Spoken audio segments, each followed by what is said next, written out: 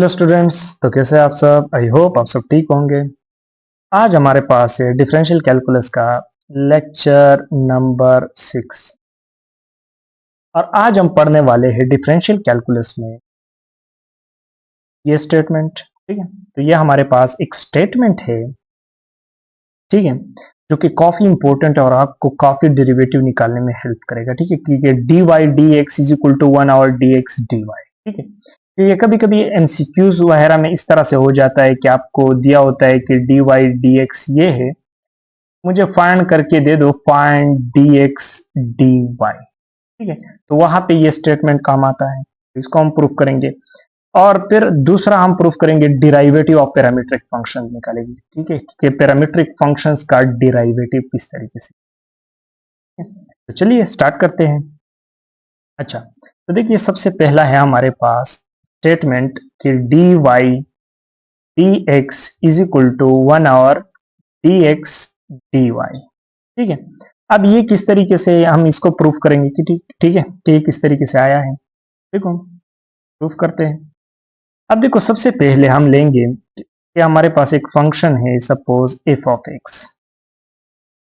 ये हमारे पास एक फंक्शन है, तो इसका एवरेज रेट ऑफ चेंज जो कि है एवरेज रेट ऑफ चेंज किस तरीके से है, इसका है delta Y divided by delta X. ये हमारे पास इसका एवरेज रेट ऑफ चेंज है। देखो एवरेज की बात कर रहा हूं मैं, फिर इसका इंस्टेंटेनियस हम निकालेंगे। अभी देखो इसका जो इनवर्स फंक्शन है, इनवर्स फंक्शन,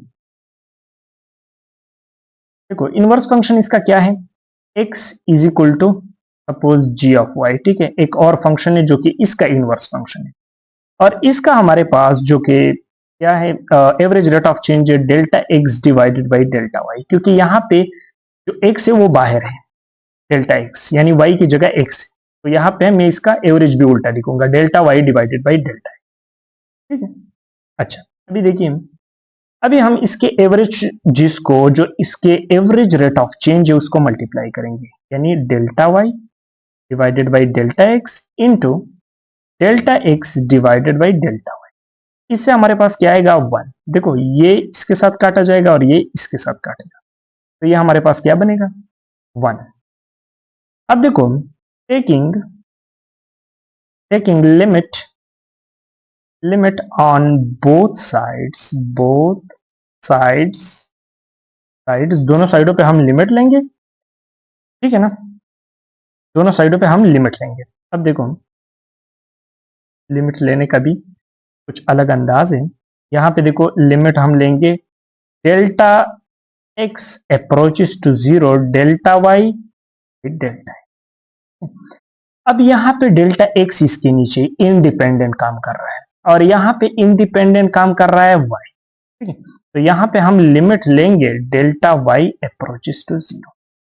यहाँ पे ये होगा डेल्टा एक्स डेल्टा वाई, और यहाँ पे चूंकि हम लिमिट ले रहे हैं तो वो तो 1 ही होगा इस साइड पे, चाहे डेल्टा वाई और डेल्टा एक्स हो। ठीक है, 1 होगा यहाँ पे।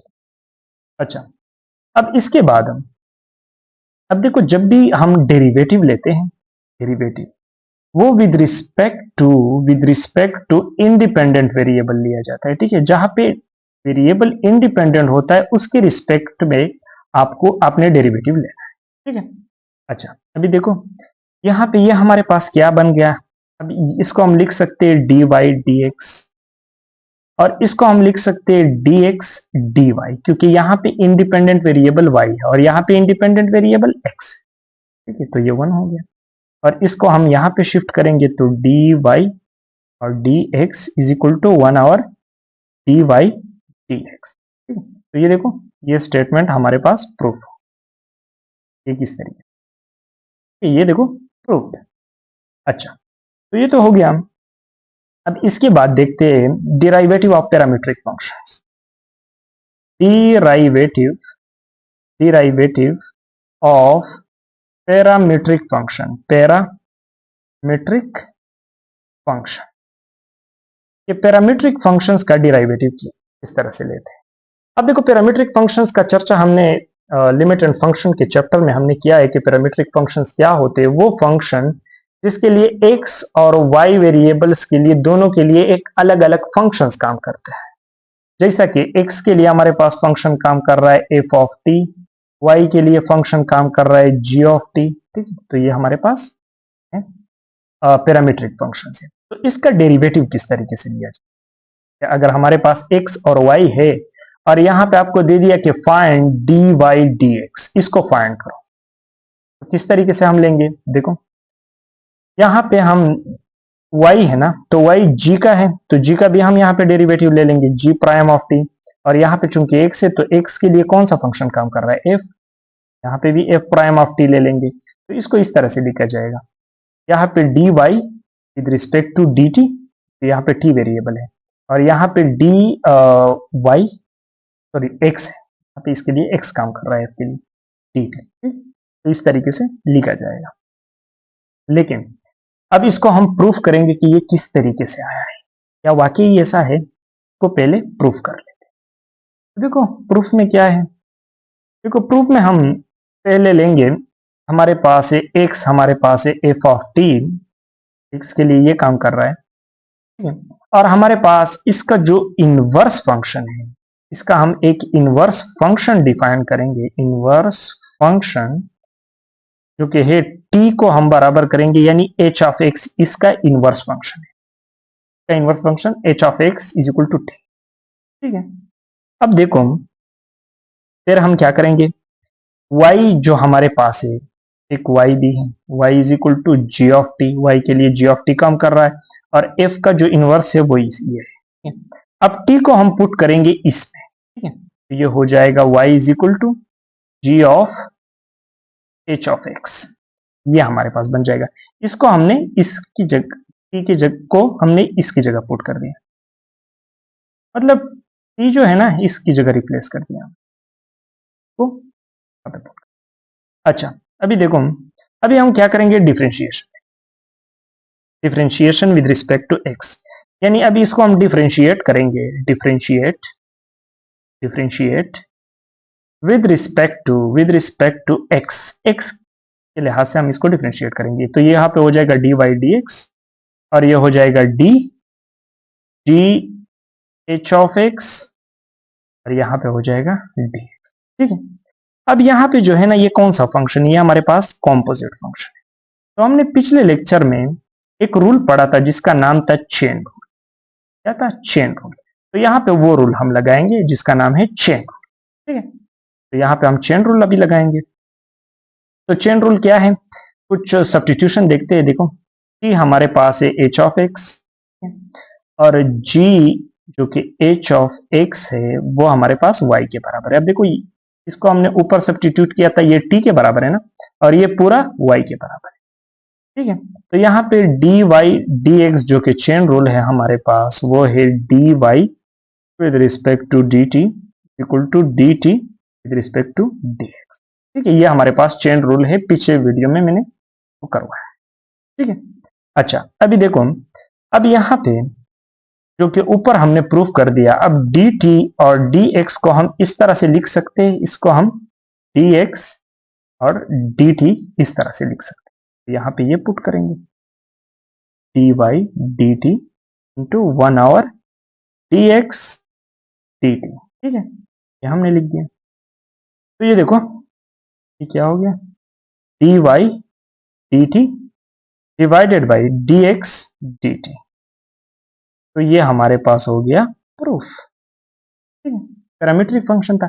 अब देखो एक y है, यहाँ पे y के लिए भी एक अलग फंक्शन काम कर रहा है जिसका नाम है क्या चीज, f ऑफ t, और x के लिए भी हमारे पास एक फंक्शन काम कर रहा है जिसका नाम है क्या, g ऑफ t। ठीक है, तो यहाँ पे वो g ऑफ t जो था उसको भी हमने डिफरेंशिएट कर दिया विद रिस्पेक्ट टू x, और y जो था उसको भी हमने विद रिस्पेक्ट टू डिफरेंशिएट कर दिया। ठीक है, तो ये हमारे पास है पैरामीट्रिक फंक्शन की डिराइवेटिव्स, कि किस तरीके से हम इसकी डिराइवेटिव्स निकालेंगे, और इसका हमने प्रूफ भी कर दिया, प्रूफ किया है।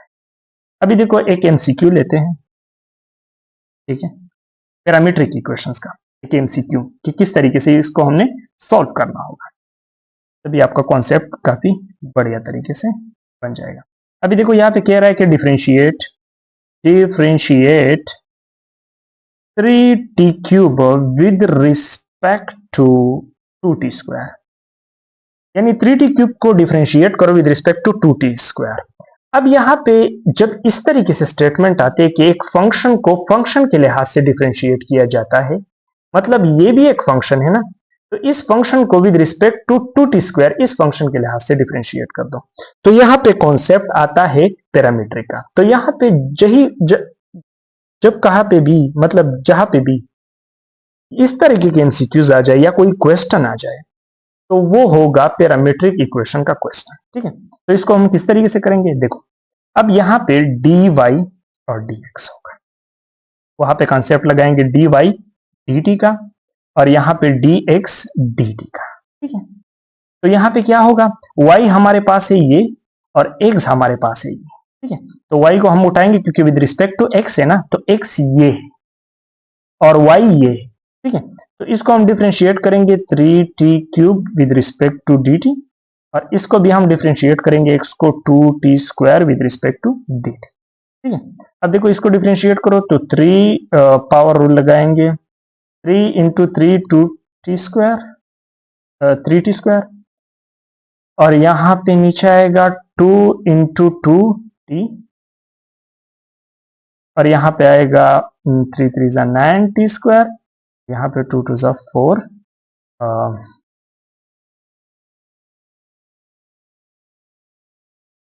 हाँ इस तरीके से होगा करेक्ट, और यहाँ पे t के साथ कटेगा और 9/4, तो ये हमारे पास हो गया इसका आंसर।